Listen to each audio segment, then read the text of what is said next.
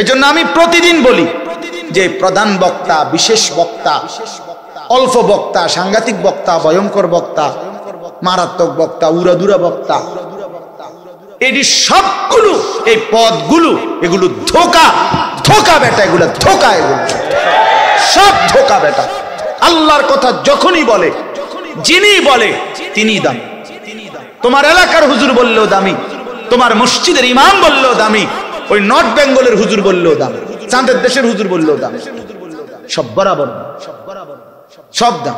রাত 10টার পরে ওয়াজ করলে হে রে কয় প্রধান বক্তা, আর মাগরিবের পরে ওয়াজ করলে হে বেটা বিশেষ বক্তা। এই সিদ্ধান্ত কে দিল? আপনি, আপনি আমার বয়স্ক হুজুর, আপনি। এটা কোন কিতাবে তাই? এটা কি ফায়সালা হুজুর কর না? এটা কিভাবে সিদ্ধান্ত? রাত যত সাফে তো বক্তার মান তত বাড়ে। এটা কি আসলে? আমি এটা বুঝি না, আমার কথা এটাই বুঝি না। এটা কি? আসরের পরে গেলে এবারে এবারে মানে কোন রকম বক্তা নাকি? মানে আসরের পরে টাইম এটা বেহুদা টাইম। আস্তাগফিরুল্লাহ, আস্তাগফিরুল্লাহ। রাসূলুল্লাহ সাল্লাল্লাহু আলাইহি সাল্লাম তিনি তাইলে আসরের পরে কথা বলেন নাই। নবীজি তো সব বক্তব্য 10টার পরে। তো কি বলেন? 10টার পরে তো বলতেন না। আল্লাহ নবী সাল্লাল্লাহু আলাইহি সাল্লাম তো এশার পরে বেশি কথাই বলতেন না। এই জন্য বাপ, এটা বোঝা উচিত। আমি এটা অনুভব করি, আফসোসের বিষয়। একটু দূরের থেকে বক্তা আসলে ওই বেটার কপালে 60,000 টাকা জোটে। নিজ মহল্লার ইমাম সাহেব, মহল্লাবাসীর মাহফিল, তারা নিজ মসজিদের ইমাম সাহেব, ওই বেচারার কপালে 200 টাকাও জোটে না। এত বড় বেইনসাফি, জুলুম আর কিছু হইতে পারে না। এটা জুলুম ছাড়া আর কিচ্ছু না বেটা। জনপ্রিয়তা একটা ধোঁকা বেটা, জনপ্রিয়তা একটা ধোঁকা। আমি আসছি তো কিছু মানুষ জমছে, খুব জনপ্রিয় বক্তা আমি। না রে ভাইয়া, আল্লাহর কসম, রব্বে কাবার কসম, এটা ধোঁকা। 1 কোটি মানুষ আসছে আমারে নিয়া, 1 কোটি মানুষ স্লোগান দিল, আরশে আজিমের মালিক আল্লাহ যদি বলে আনিস আমি নিলাম না তোরে, তোর কথা আমি গ্রহণ করলাম না, আল্লাহর কসম তো কুত্তার সমান মর্যাদাও আমার নাই। মানুষের এই জনপ্রিয়তা এটা কোনো বিষয় না। বিষয় হলো মালিক গ্রহণ করে। আল্লাহ যদি গ্রহণ করে তো একজনের কাছে বললো দামি, 1000 জনের কাছে বললো দামি। জনপ্রিয়তা কোনো বিষয় না, এটা কোনো মূল বিষয়ই না। এজন্য আপনাদের কাছে অনুরোধ, ছেলেরা তোমাদের কাছে অনুরোধ, ভাইয়া নিজ নিজ মসজিদের ইমাম সাহেব যখন জুমার নামাজের বয়ান করে, ভাইয়া কদর কইরা শুইনো, বরকত হবে।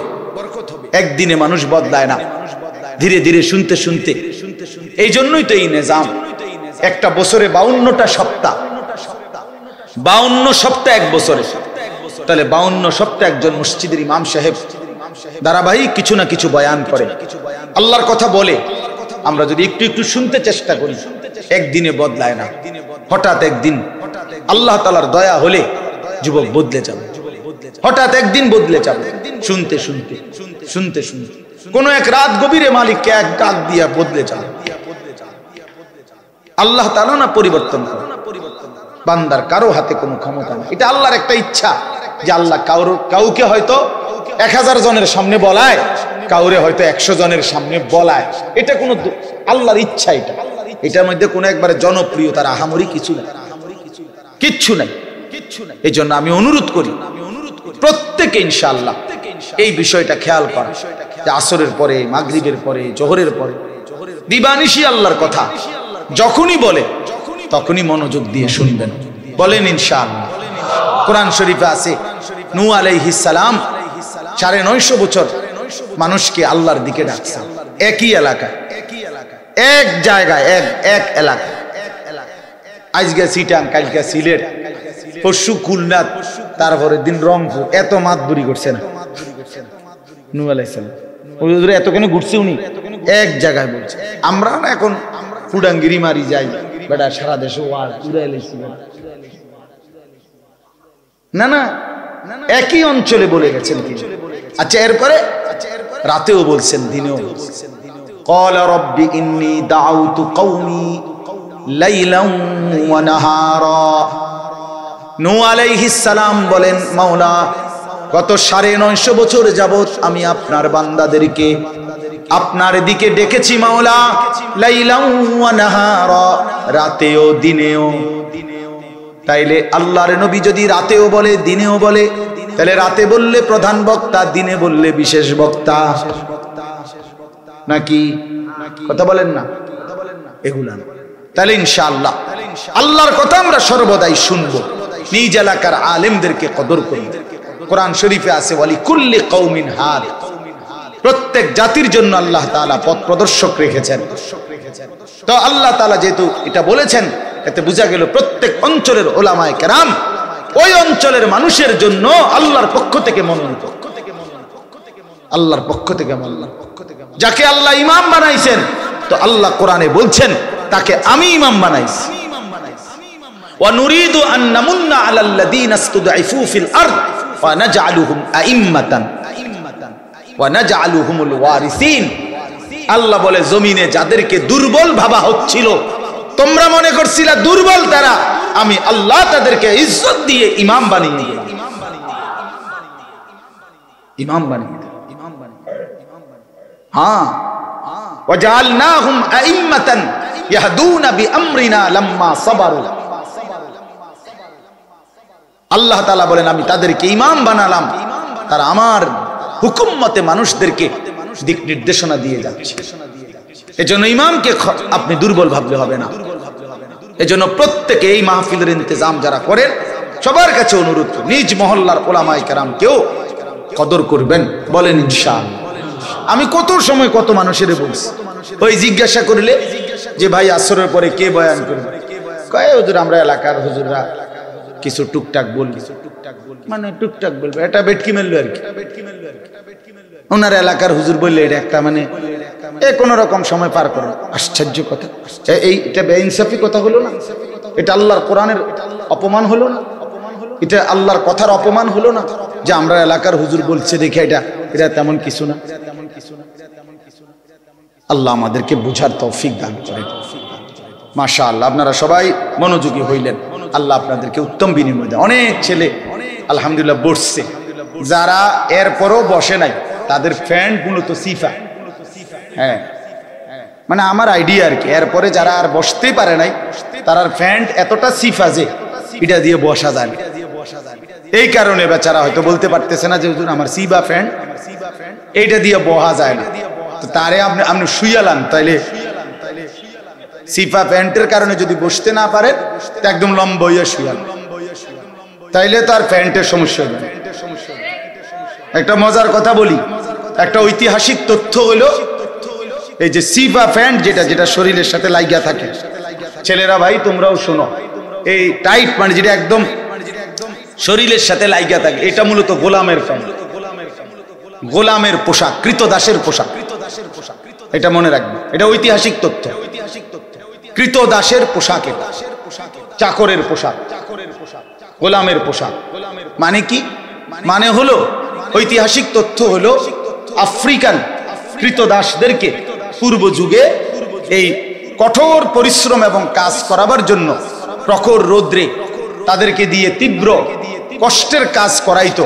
তো সেক্ষেত্রে তারা যেন ফাঁকি দিতে না পারে, বসতে না পারে, এমনকি পেশাবটাও যদি কদ্দুর বইয়া না করতে পারে, এই জন্য এই টাইট প্যান্টের মতো এগুলো তাদের পরায় দিত, যাতে করে সে বসতে না পারে।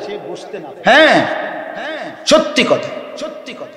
এইখান থেকে এইটাকে একটা পর্যায়ে না, এখন এটার একটা ফ্যাশন বানায় দিছে। আসলে তারে গোলামের পোশাক পরায় দিছে, তারে চাকরের পোশাক পরাইছে, কৃতদাসের পোশাক। এটা ফ্যাশন নয়, সামান্য আকল তমিজ যার আছে তার এটা খুলে ফেলা উচিত। কোরআন শরীফে আছে, আল্লাহ তাআলা বলেন ইয়া বনি আদমা কদ আনজালনা আলাইকুম লিবাসান। আল্লাহ তাআলা বলেন বনি আদম তোমাদের পোশাক আমি আল্লাহ নাজিল করেছি। অতএব পোশাক আল্লাহর দেওয়া। আদম আলাইহিস সালামকে আল্লাহ তাআলা যখন সৃষ্টি করলেন, তো তখন তাকে সম্পূর্ণ বিবস্ত্র পোশাক ছাড়ানি ফেরেশতাদের সামনে দাঁড় করাইছে। কি মনে হয়? কথা বুঝেন নাই? যুক্তি কি বলে, আকল কি বলে? যে ফেরেশতাদের সামনে যে উনারে পেশ করলেন, তো উনার গায়ে তখন কোনো পোশাক ছিল না, পোশাক ছিল। এটাই তো প্রমাণ যে ওই যে নিষিদ্ধ গাছের ফল উনি খাইয়া ফেলছে জান্নাতে। তখন সাথে সাথে কোরআন শরীফে সূরা আরাফের মধ্যে আছে, এই নিয়ে বিস্তারিত আলোচনা আছে। আল্লাহ তাআলা বলেন সাথে সাথে আদম হাওয়ার গায়ের পোশাক খুলে পড়ে গেল। তাহলে কি বোঝা গেল? আগে পোশাক গায়ে ছিল কিনা? তা নাইলে পড়লো কি? তাহলে বুঝাই গেল প্রথম সৃষ্টি আদম আলাইহিস সালাম যেদিন থেকে সৃষ্টি হয়েছেন আল্লাহ তাআলা সেদিন থেকে তার গায়ে পোশাকও দান করেছেন। অতএব আল্লাহ বলেন পোশাক আমার নাজিল করা, ইওয়ারি সাওআতিকুম ওয়ারিশা। আল্লাহ তাআলা বলে দুইটা উদ্দেশ্যে আমি তোমাদের পোশাক দিয়েছি। এক, পোশাক তোমাদের সতর লজ্জা ঢেকে দিবে। দুই, ওয়ারিশান তোমাদের সৌন্দর্যের উপকরণ হবে। এক নাম্বার লজ্জা ঢাকবে, সতর ঢাকবে। আর পুরুষের কোমর থেকে নিয়ে হাঁটু পর্যন্ত, মানে নাভি থেকে নিয়ে হাঁটু পর্যন্ত সতর। আর সতর ঢাকার ক্ষেত্রে নিয়ম হলো কিতাবের মধ্যে স্পষ্ট আছে, এক নম্বরে সতর দেখা যাইতে পারবে না, দুই নম্বরে এতটা আটসাট কাপড়টা লাগানো যাবে না যার দ্বারা সতরের অবস্থান বোঝা যায়। অর্থাৎ কাপড়টা পাতলা না, ঠিক আছে, কিন্তু এটা এত টাইট যে তার রানটা কেমন সাইজ, তার পিছনের অংশটা কেমন সাইজ এটা বোঝা যায় স্পষ্ট, তাইলে সেটা সতর ঢাকা হয় না। বুঝছুনি ভাই আমার? তোমার যদি রান এবং পিছনের অংশের অবস্থাই বোঝা যায়, গঠনটা পুরা, তাহলে এটা সতর ঢাকা হয়। এটা তাফসীরে কিতাবে স্পষ্ট আছে, এটার দ্বারা সতর ঢাকবে না। আর সতর ঢাকা ফরজ। সতর ঢাকা কি ফরজ? সতর ঢাকা ফরজ। সবচেয়ে গুরুত্বপূর্ণ কথা হলো এক মুসলমান ঈমান আনার পরে যদি ঈমান আনে, মুসলমান মুমিনের জন্য, আমরা সবাই জানি মুসলমানের জন্য, ঈমানদারের জন্য আল্লাহ তাআলার প্রথম ইবাদতের হুকুম হলো নামাজ। এটা জানি কি না আমরা? কিন্তু আশ্চর্যের কথা হলো সেই নামাজেরও আগে সতর ঢাকা ফরজ। সতর ঢাকার গুরুত্ব এত বেশি যে ঈমানের পরে নামাজের আগে দায়িত্ব হলো আগে সতর ঢাকতে হবে। কারণ নামাজের বাহিরের ফরজ হইল কি? সতর ঢাকা। নামাজের যে বাহিরের যেই নামাজের যে মোট 13টি ফরজ, তার মধ্যে বাহিরের যেগুলো আপনার আহকাম, এগুলোর মধ্যে একটা আছে কি? সতর ঢাকা। তাহলে বোঝা গেল নামাজ শুরুর আগেই তাকে কি করতে হবে? কথা বলে না, সতর ঢাকতে হবে। সতরের গুরুত্ব এত সাংঘাতিক। কথাটা আমি প্রসঙ্গক্রমে বললাম, বুঝাইতে চাইলাম ভাই।